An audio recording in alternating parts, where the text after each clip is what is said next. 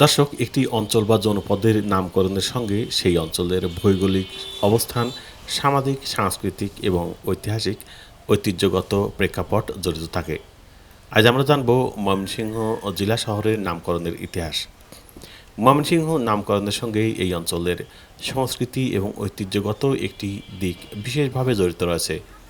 প্রাচীন ইতিহাস, ইতিবৃত্ত, ঐতিহ্য এবং কিংবদন্তিদের এই অঞ্চলটি ব্রিটিশ আমলের সেকালে বৃহত্তম জেলা ছিল।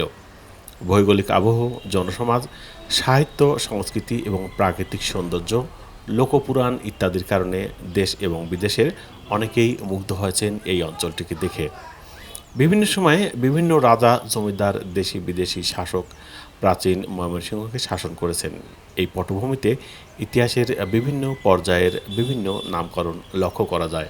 মধ্যযুগে মুসলিম শাসনের সময় থেকেই ইংরেজি রাজত্বে আধুনিক ময়মনসিংহ জেলা শহরের উদ্ভব সময় পর্যন্ত ঐতিহাসিকগণ বিভিন্ন সূত্র ধরে নামকরণের বিভিন্ন ইতিহাস, ইতিকথা বলে গেছেন। একসময় এই জেলাটি শুধু বাংলাদেশ নয়, উপমহাদেশের একটি বৃহত্তম জেলা ছিল।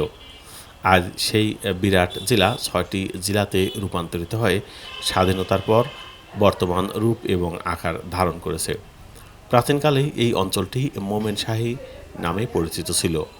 মুঘল আমলের সাধক মোমেন শাহ এর নাম অনুসারে এই অঞ্চলটির নাম রাখা হয় মোমেন শাহী।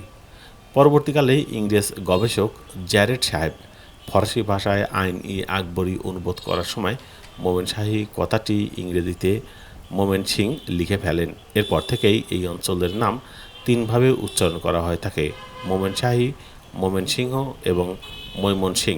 ১৬শ শতাব্দীতে বাংলার স্বাধীন সুলতান সৈয়দ আলাউদ্দিন হোসেন শাহ তার পুত্র সৈয়দ নাসির উদ্দিন নসরত শাহের জন্য ময়মনসিংহ অঞ্চলে একটি নতুন রাজ্য গঠন করেছিলেন। তার নাম অনুসারে অঞ্চলটির নাম রাখেন নসরত শাহী। পরবর্তীতে যা নাসিরাবাদ রূপ ধারণ করে।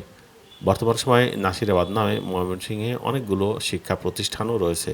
অন্য একমত পাওয়া যায়, প্রাচীনকালে মৈন সিংহ নামে একজন রাজা বাস করতেন, যার নাম অনুসারে এই অঞ্চলের নাম হয় মৈমনসিংহ, যা পরবর্তীতে ময়মনসিংহ রাখা হয়। ডক্টর আশরাফ সিদ্দিকী তার বইতে লিখেছেন, ময়মনসিংহ নামটি ঐতিহ্যবাহী।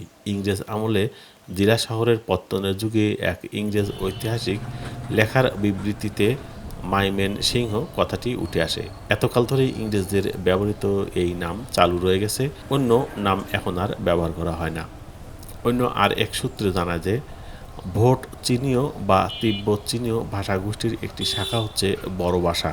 এই বড় ভাষায় ময় বা মায় শব্দের অর্থ হচ্ছে ধান, আর ময়মনসিংহ বা মৈমনসিং শব্দ দ্বারা প্রচুর বোঝায়, অর্থাৎ ময়মনসিংহ শব্দের সেই স্থানকে বোঝায় যেখানে প্রচুর ধান পাওয়া যায়। ময়মনসিংহ এই নামকরণটি সমাজ, সংস্কৃতি, ইতিহাস আর ঐতিহ্যের ধারাবাহিকতায় সত্যিকার অর্থেই তার সার্থকতাকে প্রতিপন্ন করতে সক্ষম হয়েছে।